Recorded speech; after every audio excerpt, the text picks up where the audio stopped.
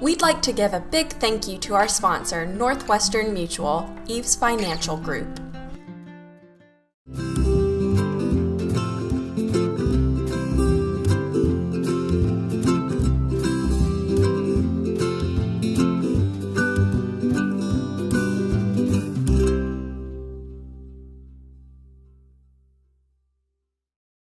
Hey Augusta, this is Abby Meefeld with Chronicle Media at AugustaChronicle.com. Today we are going to be making one of my favorite meals, and one that I don't get to eat very often living with a husband that's team oatmeal. Rachel Miller and her sister Jessica Yu are going to be showing us their version of shrimp and grits. They're also going to be showing us how to make a couple of other things, but that's going to be the main course. I hear them in there working away, so let's go in and join them.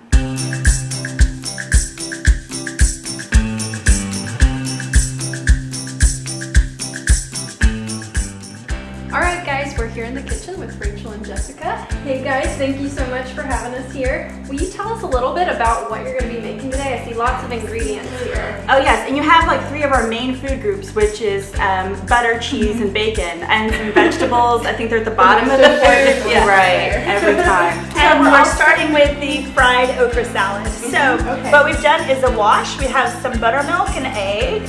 Probably about half a cup of buttermilk and 1 egg tossed together and whipped around. And then we put our okra in here to soak. We're gonna pull it out. We're tossing it in a mixture of cornmeal and flour. And then I like to make my own rub. I like the Emerald's recipe for the rustic rub. Okay. And I have to tell you, as much as I love salt, sometimes when I have the pre-done stuff, it is so salty. A little too much. Yeah, I feel like a marshmallow. So it's Emerald. Yes. So that is his rustic rub recipe, and like I said, I always keep a baggie of it in my pantry just for throwing on okra or even just a little bit on anything you want to fry up. Yeah. So we're getting started on that, and that's going to take a moment. Life is too short not to use bagged salad. That's properly rinsed. That's very smart. Yes. That's like a spring mix, right? That's a spring mix, and then I always think that you should cut it up again yourself just a little bit.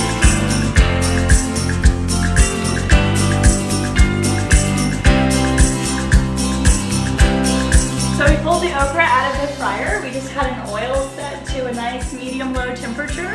After we threw the okra in, it starts to come up to the top. And when it's crisp and it looks golden brown, we take it off.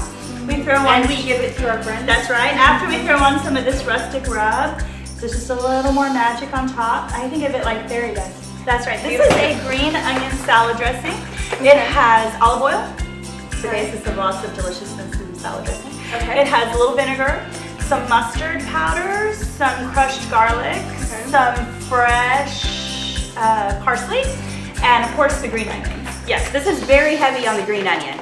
So if you're not a fan of green onion, sorry, the salad isn't for you, and all the fried okra's for us. That's right. You don't get any, sorry. No. So we're gonna put this over our salad, just so it's a little bit wet, and we're gonna give it a toss.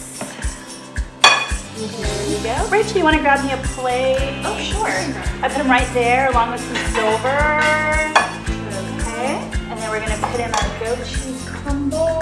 Do you have a name for this dressing? It is. It's called a green onion salad dressing. And it's funny, my aunt just texted me and she said that sounds like such an Anna Marie, our grandmother, thing. And we were like, yes, we all, and women in our family, love green onion beyond all measure. And yeah, can't have toss some of this on top. Grab yourself a fork and go to town.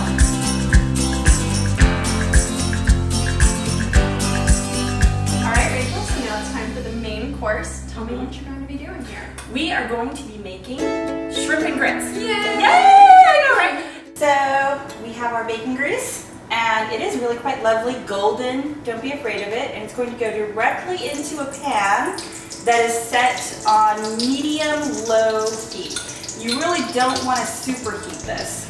And I'm using a cast iron skillet because they're awesome and they're going to hold the heat pretty well.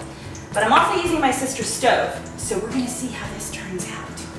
And to the bacon grease, because it's not bad enough for you, I'm going to grab butter, and we add the butter in directly to our bacon grease. And we are just going to let this incorporate for a moment.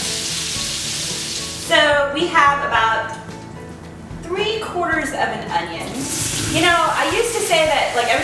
see a recipe that says an onion, our onions have gotten bigger.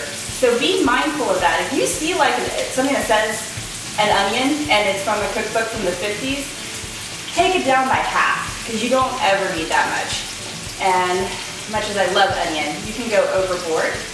And then we have half of a bell pepper chopped up, not too fine, I mean a rough chop, as choppy as you feel like going with it.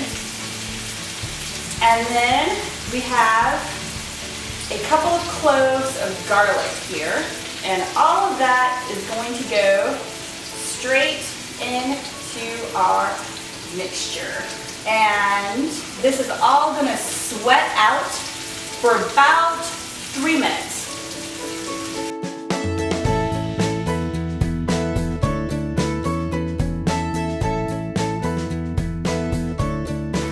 Right about at this stage here, we are going to add a bay leaf.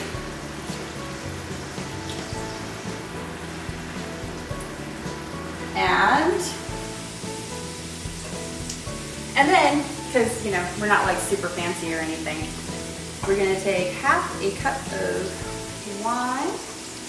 And I'm not getting a different measuring cup because there's more bacon in there. I don't even care. It's going right in the pot. It's good, it's good, classy. And we're gonna put it right in our mixture.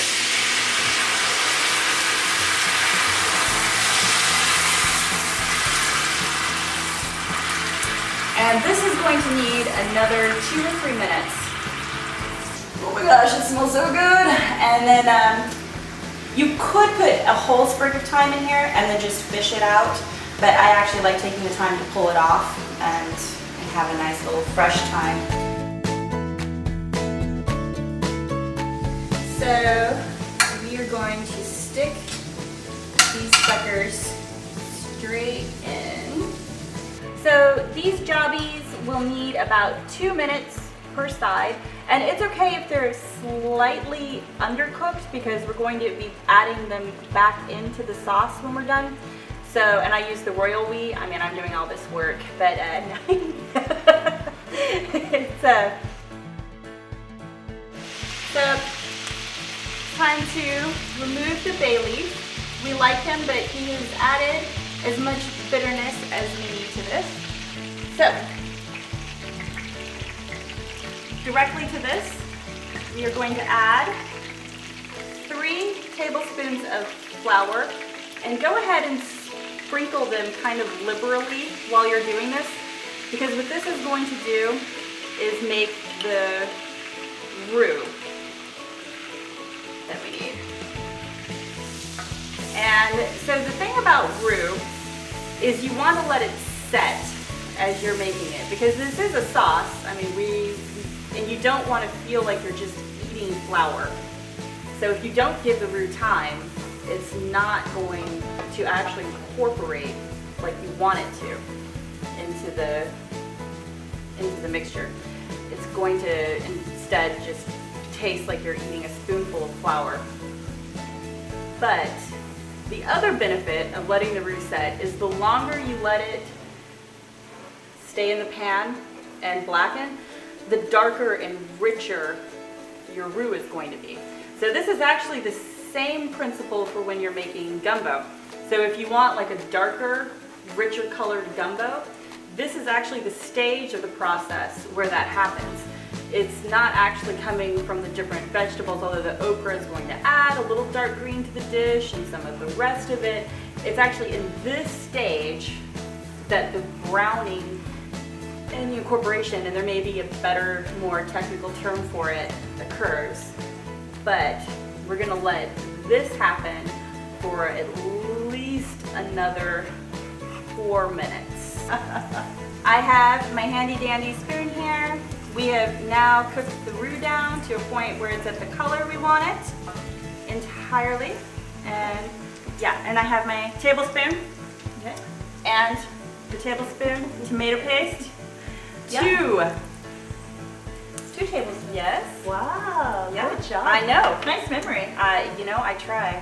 I do. Although, when I just have to pop in there. All right. All right, so we're gonna take the temperature down even further. Here, give you a hand. Okay. Okay. Don't flash. That's right. Whoops. All right. Nice. All right. Other side. Okay. And then add in the juice. Yes. So you want to tell them how you made the fish stock earlier? Oh yeah. It was easy. No, it wasn't actually, but I used Georgia shrimp, and it is kind of a pain to peel and devein your own shrimp, but it's totally worth it when you realize that it's local shrimp, and we can use the peelings to make our stock. So usually you use any bits and pieces from your shrimp, and you put it in some water. I like to use a little vegetable bouillon, or better than bouillon, and some carrots and onions and fresh thyme and bay leaves, and you boil it all down for about an hour, strain it, and you've got yourself a lovely stock, which we add to this. Now you could just get already pre-made, but it does taste so much better when you do it yourself. Everything says stir and stir Stir constantly. and stir and stir. Stir in cream, We salt, will. pepper, and a little of that Tabasco. Yep. Okay, then I think you've got everything. And by a little bit of cream, she means Half a cup. about half a cup. Now you want to make sure that this is not too hot when you do this, otherwise your cream will get scared Separate. and it'll separate. It'll run for the hills.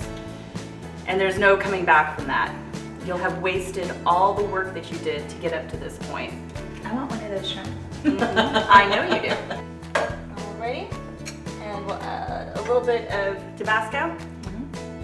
If there is a hot sauce you like more than Tabasco, That's good. you may or may not be actually Southern. She's pretty heavy-handed. No, I'm right-handed. I'm right-sized. Into the sauce.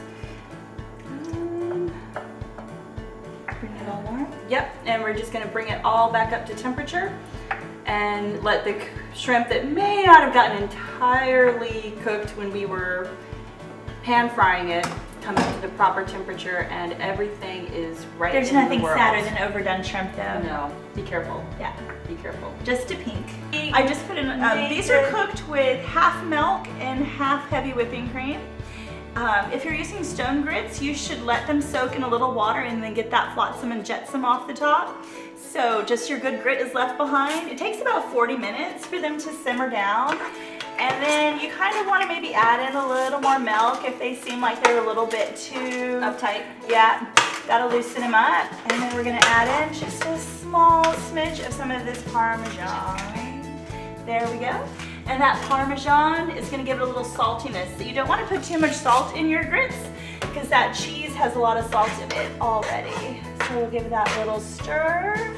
All right, so this will need just a second to get up to our correct temperature. And we are lazy, so we always let our guests garnish everything. So whoever gets What do you the mean plate, we, Kimasabi? I do. I use the royal we. And so some grit on the plate, topped with some of this and the sauce, and then topped with the bacon and green onion, and you call that a plate.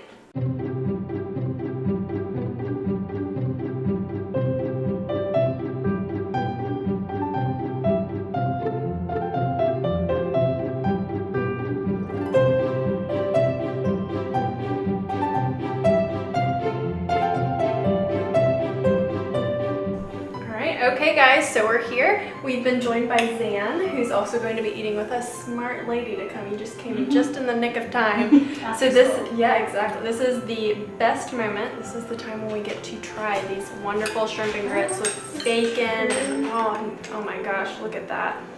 Look at the shrimp. This is going to be a little messy. A big bite. Oh my gosh.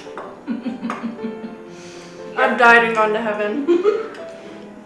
Oh, This is perfect. I've never tasted shrimp and grits like this. I've never had the bacon in it. oh It's gosh. unique.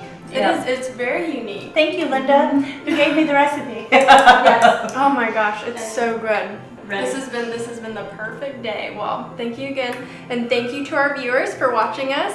We hope you enjoyed it and that you will enjoy making this recipe. Please see us again on Cooking from the Heart in Augusta. Bye.